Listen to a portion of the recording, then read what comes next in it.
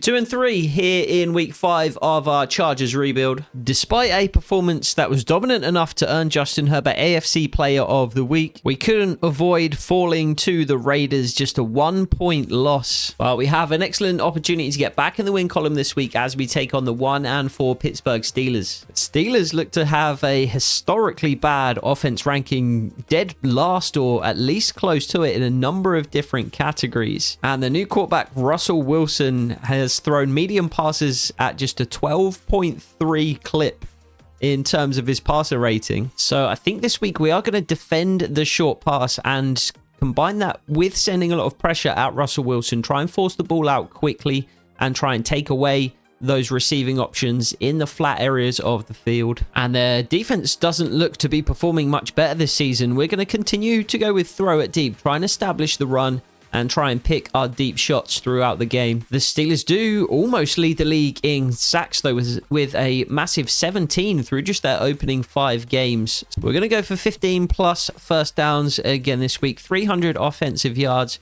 We're going to try to allow... Let's take the more sure thing with 30 points or less, and then we'll see if Justin Herbert can try and throw 2+ passing touchdowns again this week. And we look to have a healthy slate once more ahead of this one. We do need to make sure that we update our depth chart. However, Khalil Mack, upon Joey Bosa's return, was not in the game on several of our sub packages in the last game. So that has now been updated, and we do have a couple of skill points to award as well. Junior Colson being one of the players with a skill point is actually a 72 overall pass rusher, speed rusher, which is interesting to see. I wonder what his finesse moves are. His finesse moves are a 69. Getting those into the 70s wouldn't be the worst. Tackle just an 81. Pursuit an 84. Block shed at an 82 as well. We do need to rely on Junior Colson primarily as a run stopper. So we will put the skill point into that particular archetype and hope that we get things like block shedding and tackle. We do get tackle, which goes up to an 82. I was hoping to hit one on pursuit there to take up to an 85. Block shedding is just short of that mark now as well, though. He's actually a really well-rounded player, Junior Colson, a very solid run stuffer. But 74 zone coverage is excellent for a middle linebacker, and 69 finesse moves. Even if we just put a few skill points into that and get it up to the 73, 74 kind of area, he'd be a dynamic blitzer as well. And then we also have a skill point for Josh Palmer. Fairly underwhelming season so far. Let's see which areas he can upgrade in. Catching traffic could do with going up. So could medium and short routes, to be fair. Quentin Johnston we're looking to employ more as a deep threat, and I would rather Lad McConkey went deep down the field as well. So let's go for slot, because that could address the short and medium routes. Short route +3, catching traffic +1. Is not a terrible upgrade at all. We do have 52 staff points to spend as well, and whilst that's not a massive amount, I think it would be beneficial to invest in the locked down trait ahead of this particular game. We're going to be trying to send pressure at Russell Wilson, forcing the ball out quickly, so if we can press the opposing wide receivers, then that's going to take those options away immediately and give Russell Wilson nowhere to go. So with that, let's head over to SoFi Stadium for this week 6 matchup. Chargers, Steelers. Let's get into it. So we are up in the booth at SoFi Stadium for this one. The Chargers kicking off to the Steelers. Calvin Austin potentially back to return. It is. And he lets the ball head through the end zone.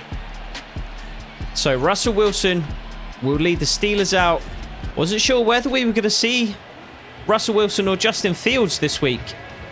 But it is Russell Wilson, and we're going to start out by sending pressure at him immediately here today.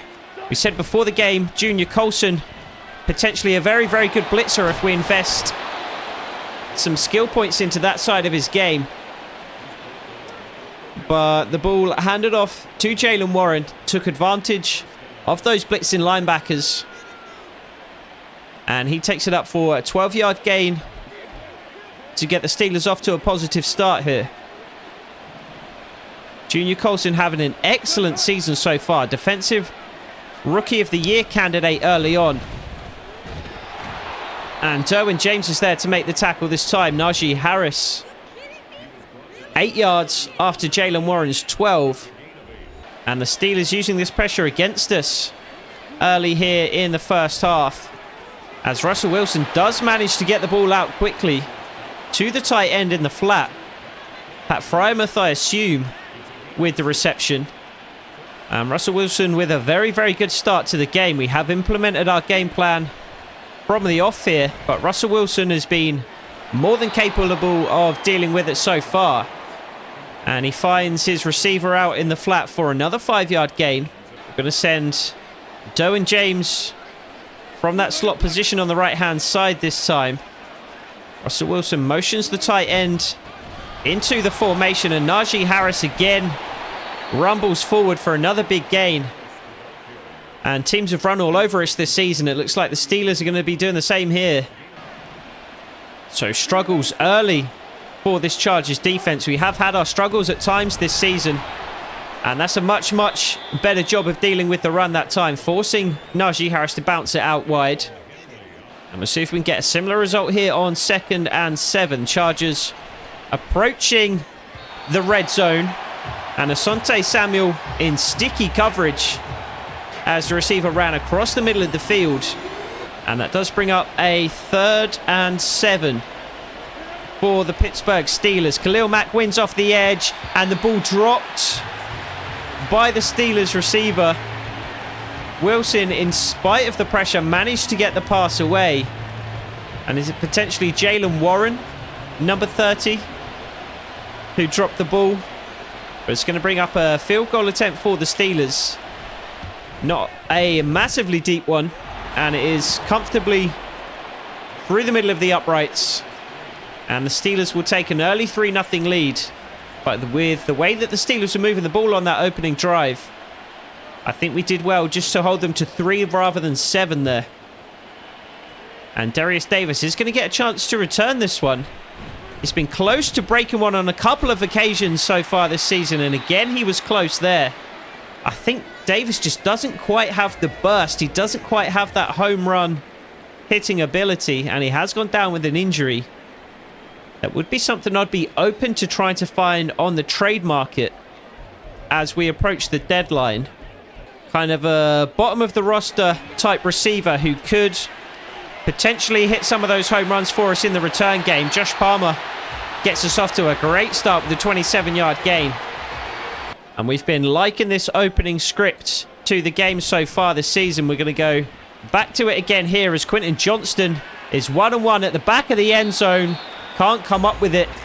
Minkah Fitzpatrick there in coverage.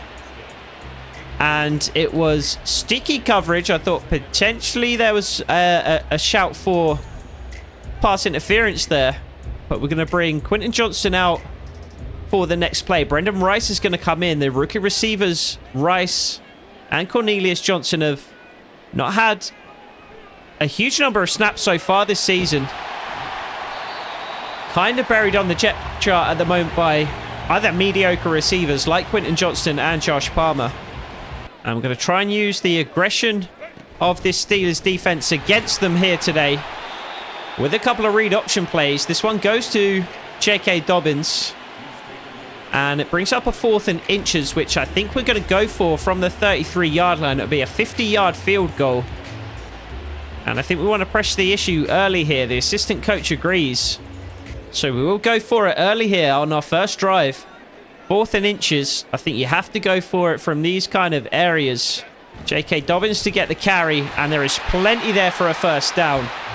Not too much more beyond that, but absolutely no doubt that he did convert.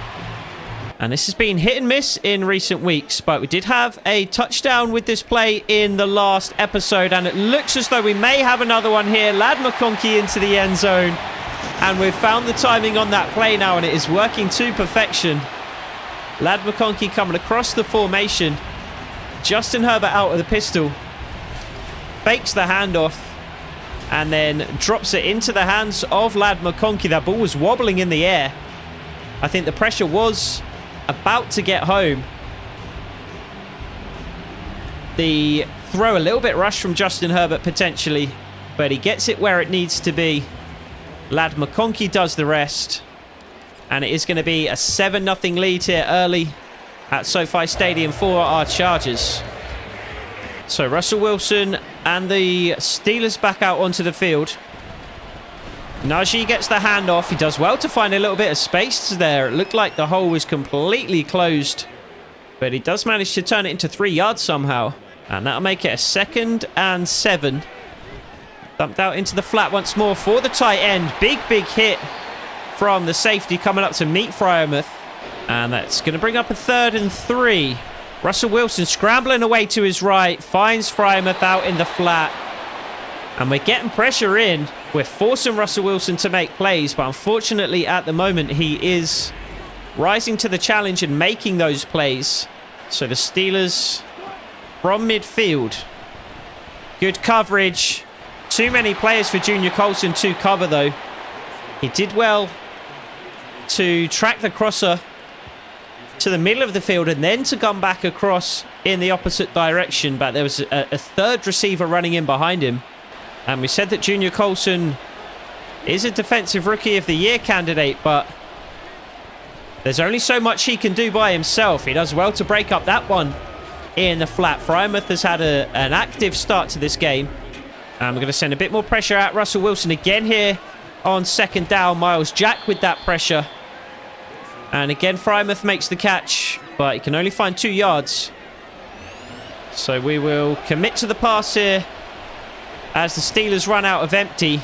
All sorts of receivers going in all sorts of directions. Yet again, Frymouth is Russell Wilson's target. But yet again, all he can do is make the grab in the flat area of the field.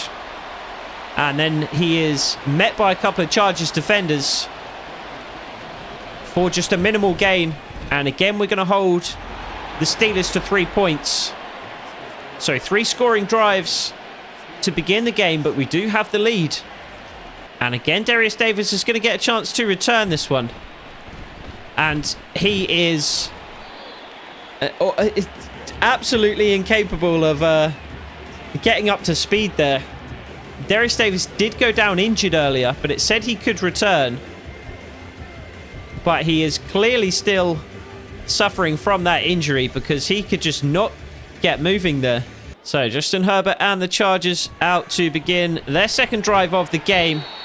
Really big completion across the middle of the field. Through a big hit from the Steelers defender as well. I'm going to go to J.K. Dobbins and a run up the middle on this one. Andrew Norwell couldn't quite finish the block. The ball hits the ground, but we have managed to recover. J.K. Dobbins couldn't hold on through the contact there. Somebody jumped on it. I'm not sure who, but somebody in a Chargers uniform, thankfully. And we're going to trust J.K. Dobbins by putting the ball back in his hands once more. That's a much better block by Andrew Norwell on that occasion. And it does allow J.K. Dobbins to convert for the 1st down. But the rookie Kamani Vidal will come in for his first snaps of the game. And he's going to grab a screen to the right of the formation. And he's going to rumble forward for a first. And it's going to bring up the end of the 1st quarter. So a 7-6 Chargers lead early here. A fairly fast-moving game, to be honest. Not a huge amount of stoppages through the 1st quarter. So back out for the 2nd and looking to put another touchdown on the board like we did in the 1st. That's a decent enough start with 6 yards on another J.K. Dobbins carry. I'm going to see what we can get on the ground here on 2nd down as well. It looks like there's not going to be a lot. We're actually going to lose 1 or 2 there. And it's going to bring up a 3rd and 6 that I really would like to convert. And we're going to find a running back out in the flat. And J.K. Dobbins is going to be able to convert here. Lad McConkey was the first read across the middle of the field, but the linebacker stayed put. That allowed J.K. Dobbins to slip out into the flat. Justin Herbert found him just before T.J. Watt got there to deliver the hit. But that just left green grass in behind for J.K. Dobbins to venture into. I'm going to go back to the ground game here on another set of fresh downs. J.K. Dobbins finds another 4 as we approach the 35-yard line of the Steelers. Play action here on 2nd and 6, and we'll hit Lad McConkey underneath. He should have another first down, and he does.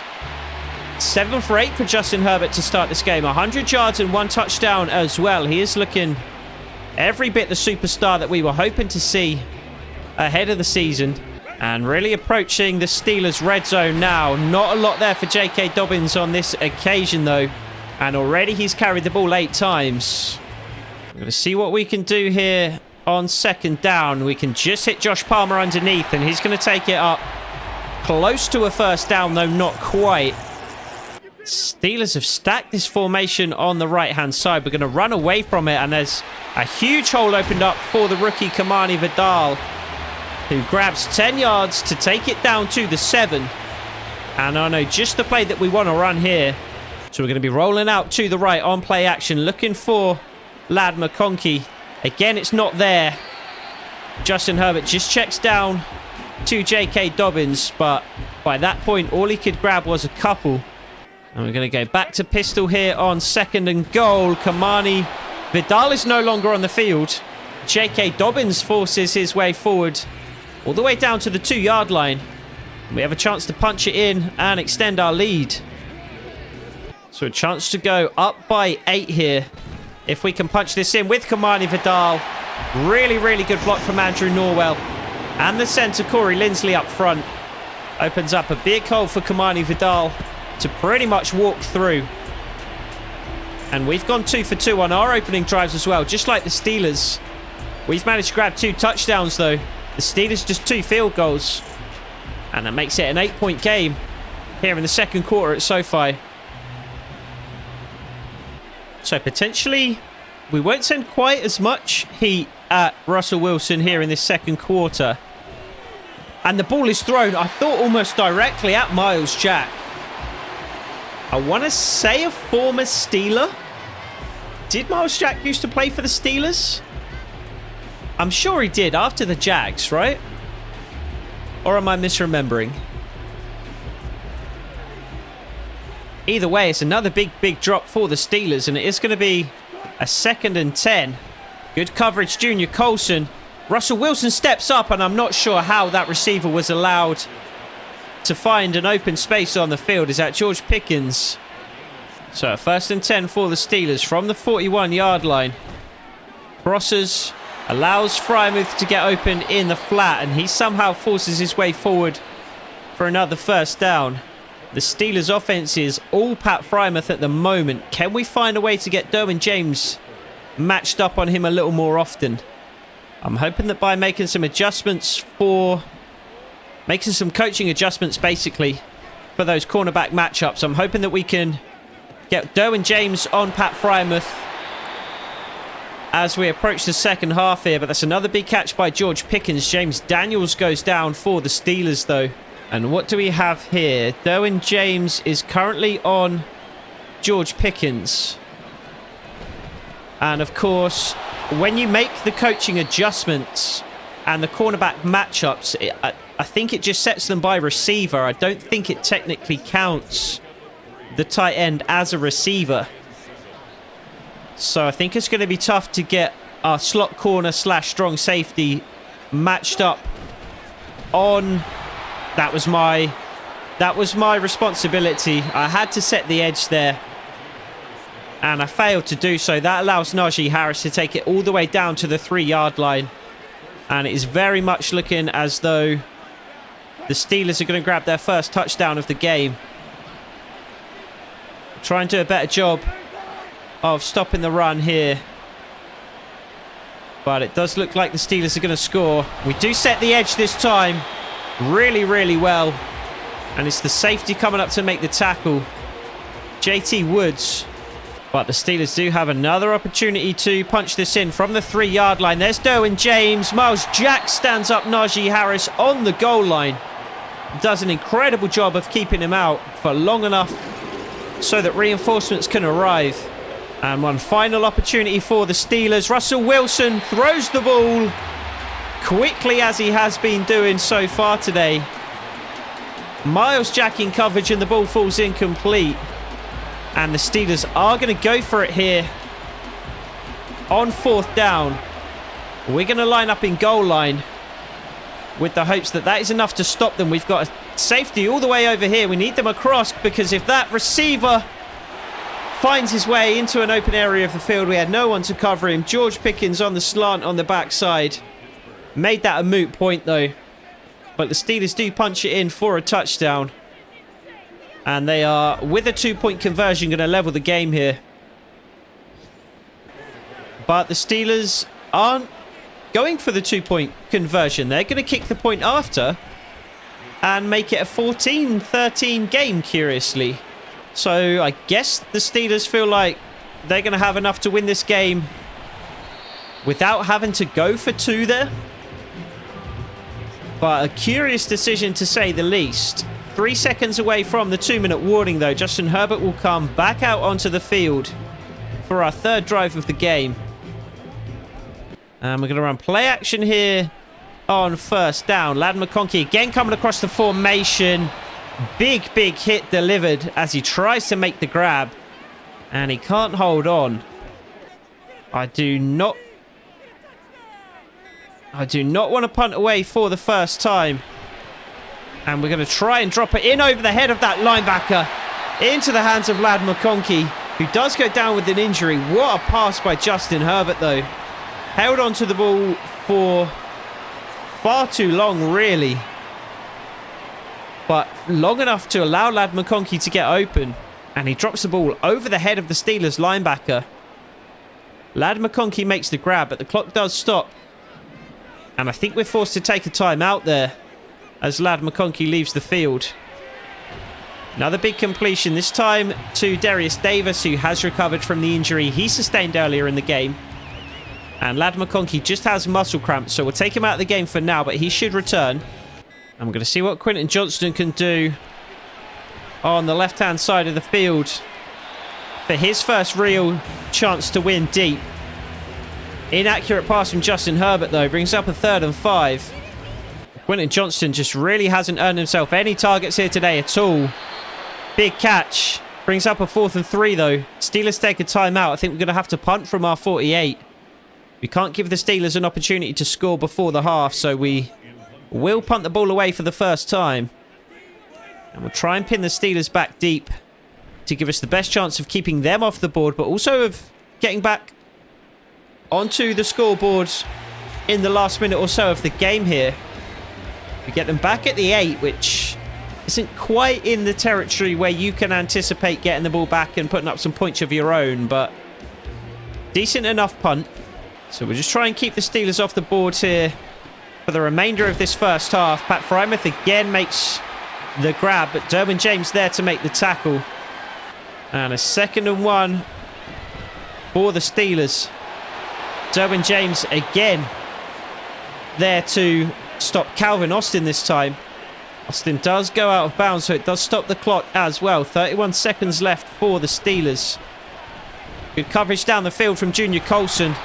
Miles Jack this time to make the tackle as 7 more seconds and 3 more yards tick off. So a 2nd and 7 for the Steelers. We'll try and keep him in bounds this time. Again, good coverage. The pass, a poor one from Russell Wilson. Low and behind Pat Frymouth, and it does fall incomplete. And we will send our slot corner on the blitz off the left-hand side here. Junior Colson not quite close enough to the receiver there in coverage. Does deliver a big hit as he makes the grab. Not enough to force the ball free, though. And that'll bring up a 1st and 10. 19 seconds left for the Steelers. Russell Wilson in trouble. Again manages to find his receiver in the flat. Again manages to make the grab. The Steelers do take their final timeout with 14 seconds left on the clock. And 5 yards to go here on 2nd down. They run the ball up the middle with Najee Harris. Potentially not into field goal range just yet. But they didn't have a timeout anyway. Even if they did get up to field goal range there, it would have been quite something to get to the line and get the snap away for the field goal attempt. But it's going to be a narrow lead as we enter halftime. So back out for the second half, and we will receive from the Steelers. Important that we didn't allow them to put up additional points at the end of that first half. And Darius Davis, can he find the edge? Yes, he can. Could this be the opportunity that he has to finally break one and take it all the way? And again, we see just that home run speed isn't quite there. The block set up beautifully, but Darius Davis just couldn't quite break away from the Steelers coverage team. But we will start from decent enough field position here on the 36, and we will find Lad McConkey underneath, who is back out on the field after picking up a slight injury in the first half. We're going to go play action here on first down, and we're going to hit Robert Tunyon, I believe it is, out in the flat. He brings up another 1st and 10. So really nice start to our opening drive here in the second half, and it's going to get even better as J.K. Dobbins carries it forward for another 7 yards. Just 3.7 on the ground today. That's a slow day for him. But we have an opportunity to improve that average a little more here. The Steelers send the linebackers on the blitz. Thankfully, the tackle from behind forced J.K. Dobbins forward for a couple of yards there, where it looked as though he might be stopped for no gain. But we'll bring Gus Edwards on for his first carry of the game and try and punch through for at least a first down here, which Gus Edwards does have. We did have to take a timeout on 1st and 10 as we couldn't get the play call in time, but we have a receiver down the field who was wide open. Lad McConkey again, and Justin Herbert completely misses him. I didn't feel the pressure coming in that time, but I have to think that it must have been, because that throw was wayward to say the least. So we'll just get the ball and the clock moving here again on 2nd down. J.K. Dobbins with a fantastic run. Really, really good blocking out in front. And he manages to convert for another fresh set of downs here as we enter the Steelers' red zone. So if we can punch it in for another touchdown here. Quentin Johnston back of the end zone. Again, that's a wayward throw. Inaccurate again from Justin Herbert. I'm not sure what these passes are. Quentin Johnston had the run on the cornerback in coverage there and on the safety. Justin Herbert completely misses him. And we're going to look this time instead for Lad McConkey towards the back of the end zone. That's a better throw. That's an excellent route. And Junior Colson is looking like Defensive Rookie of the Year on that side of the ball. But in these last couple of games, Lad McConkey has started really looking like Offensive Rookie of the Year as well. Could we match what the Jets did recently? I feel like there's another team that did it recently as well, the Texans. Could we match those two teams and grab both Offensive and Defensive Rookie of the Year this season? It's certainly looking that way early. Perhaps after the game we'll go through the rookies around the league and see if anybody can match what Junior Colson's done on defense, and see if anybody on offense is matching what Lad McConkey has started to do over the course of the last couple of games. Had a fairly slow start to the season, McConkey, but he's really broken out in the last 2, maybe 3 games or so. And if we can just find a way to slow or even shut the Steelers down on defense, we're going to have a really, really good chance of winning this game. Najee Harris somehow goes down there. I think he juked himself out of the play, as well as our linebacker. But it's going to be a 2nd and 7 for the Steelers. And they are going to throw the ball here on 2nd down. And Russell Wilson is going to scramble. Big, big hit by Junior Colson. Russell Wilson takes it in his stride, though. Does convert for the first down.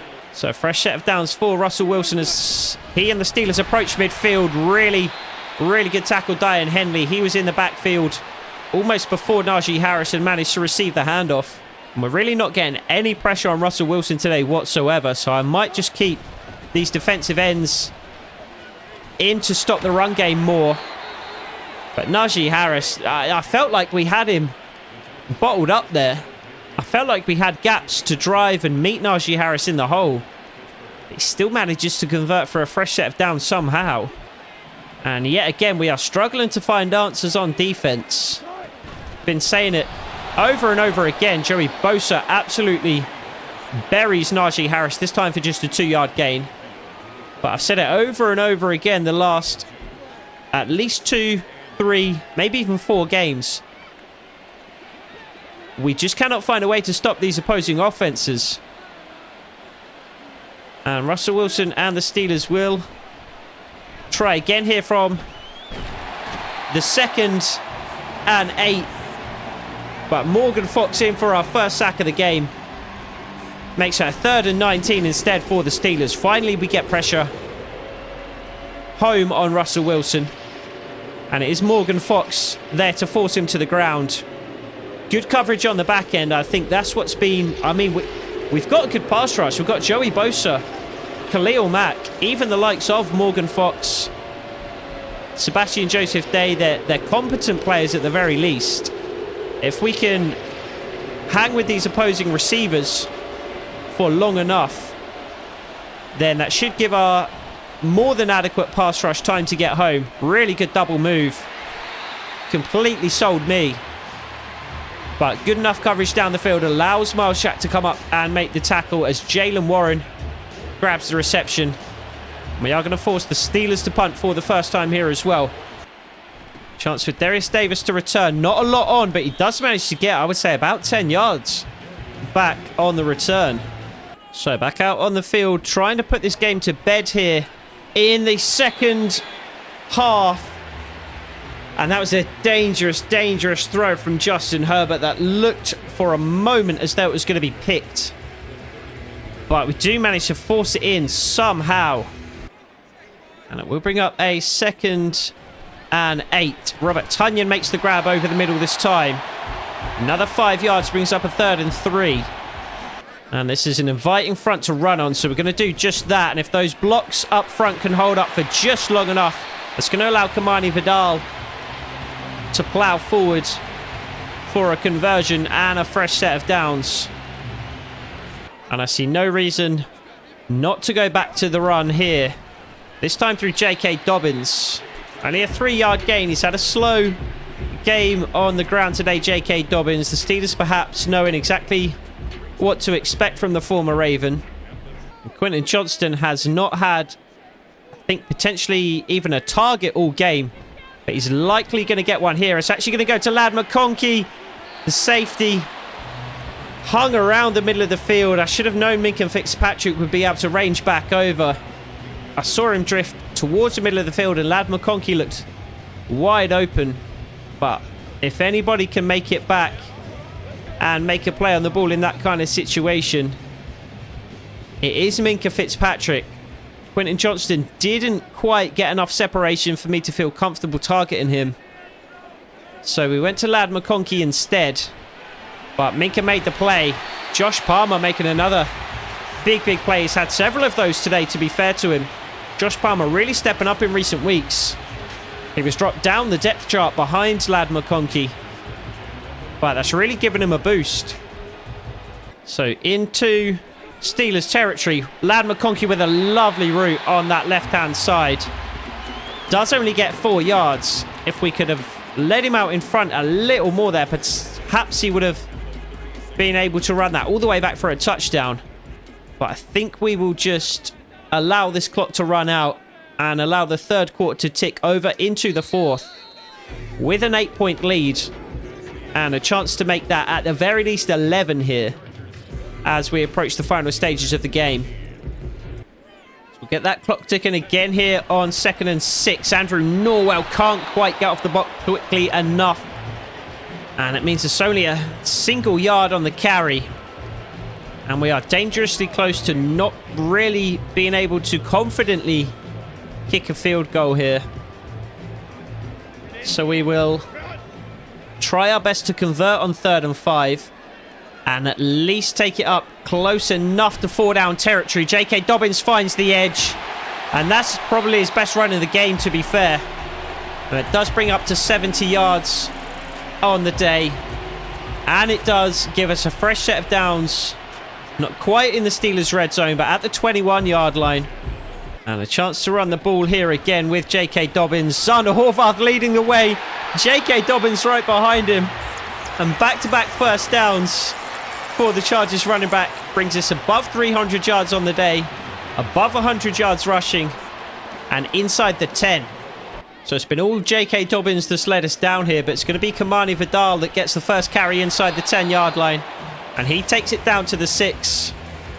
And it's going to be back-to-back carries for Kamani Vidal as we try and punch it in from just outside the Steelers' 5. Just a single yard on the gain this time for Kamani Vidal. And we hit J.K. Dobbins on this play earlier on. I don't think we're going to have him again here. We actually do, but I don't think he's going to have enough to get down and into the end zone. So we are going to have to kick a field goal here. It's not worth going for it on 4th and goal from the 3. The assistant coach wants us to go for it, but I would rather make this an 11-point game, a 2-score game, and try and secure the victory here by putting some additional points on the board in the 4th quarter. If we go for it and we miss, the Steelers could tie things up with a touchdown and a 2-point conversion. So I think making this a 2-point game, a 2-score game rather, and likely getting the ball back at least once more here in this 4th quarter with another chance to put up at least a field goal is the best decision. So if we can force the Steelers to punt to us again here, that would obviously be the ideal result. Najee Harris somehow forces his way through for 8 yards on that one.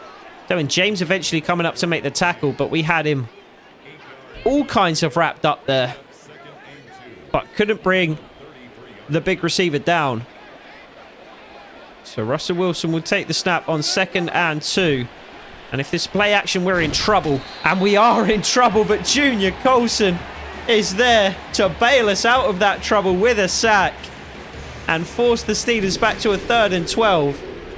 I'd committed to the run there, and I'd left my man running free as a bird in behind. But Junior Colson gets to Russell Wilson before he's able to get the ball off. And it's going to bring up a 3rd and 12 from the 23-yard line of the Steelers. We will, of course, commit to the pass. And we will drop almost everyone back into coverage. Russell Wilson scrambling. And despite the fact that we dropped 8 players into coverage there, Calvin Austin is running free. And Russell Wilson manages to find him. Maybe we should have sent some pressure in that kind of situation, but we had several players in deep zones there. Technically only 2 in deep zones, but in that kind of Tampa 2 style, you do drop that additional 3rd player into that deep middle. And Diane Henley can't get in for the sack. I was on Diane Henley. I got into the backfield and stopped just short of delivering the hit on Russell Wilson. And that means he manages to get the pass off.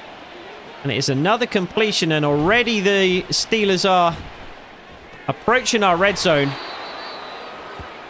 Frymouth with the catch to take it up to the 17-yard line, and a 2nd and 5 for the Steelers. Deep into the 4th quarter. We're really going to have to try and shut these Steelers down here and at least hold them to a field goal if we're going to be confident of winning this game. Big hit Derwin James. But the Steelers are down to the 7. And with a chance to make it a 3-point game. And it's going to be a run here. It's going to be play action. And the diving attempt by George Pickens. And the ball flies between the diving Pickens and the man in coverage. And we need to get sorted quickly here because the Steelers are all but ready to snap the ball. And we do force Russell Wilson to throw the ball away. It brings up a 3rd and goal from the 7. And if we can hold the Steelers to 3 here, I like our chances of winning this game. We do have to hold them, though. That's certainly not a job that is done already. And we force Russell Wilson back. We force him to throw the ball away again. Pressure gets in. Joey Bosa there, applying that pressure to Russell Wilson. And it looks as though we have held the Steelers to just 3 points. And they will attempt the field goal with 4.5 minutes left on the clock. Still a lot to do in this game. We still need to drive up the other end and preferably put 3 points of our own on the board to cancel out that Steelers score. But with 4.5 minutes left, it does look like we're going to be in position to come away with a win here and get back to 500 on the season. Darius Davis again with an opportunity to return. Again, the blocks shape up well initially, but a last-minute shed by a Steeler holds Davis at just the 19-yard line. So hopefully we are going to make this the final drive of the game. If we can while away this clock and kick a field goal, I would be more than happy. Decent enough blocking, but J.K. Dobbins only manages to find 3 yards. We'll see what Kamani Vidal can do with the screen here. We have blockers out in front. All we need is a first down. And that's all we managed to get. About 12 yards on the gain. Brings up a fresh set of downs for the Chargers. And we'll continue to run the ball here. Want to run the ball as often as possible to finish out this game.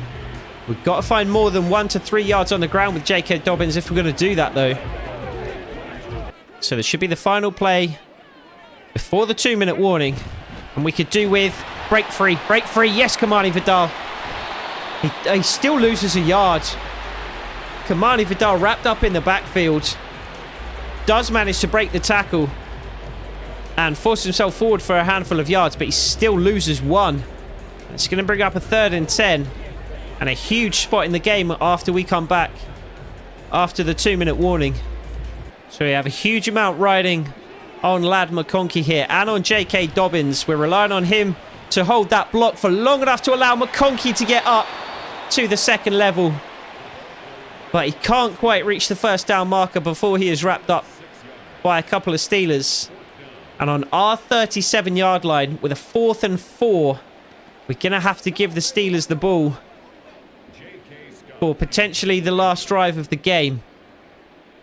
It's still looking decent enough for us. The Steelers do need to score a touchdown, and they need a 2-point conversion on that touchdown.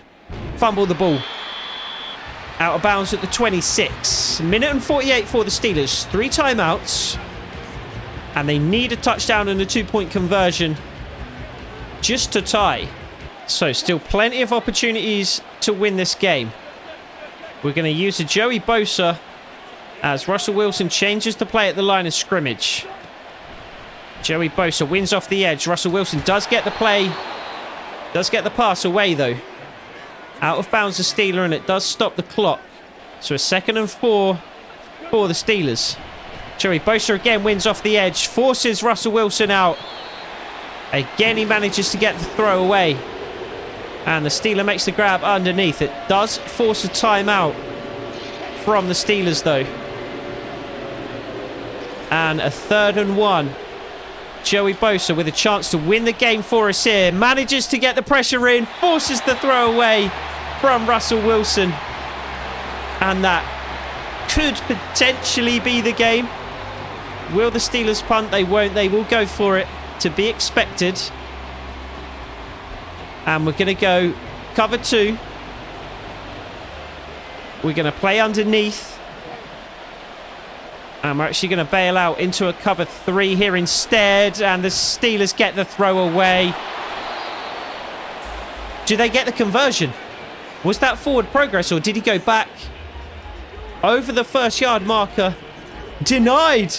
The referees determine no forward progress. The Steeler voluntarily goes backwards. And that's where we managed to make the tackle. And that is going to be the game.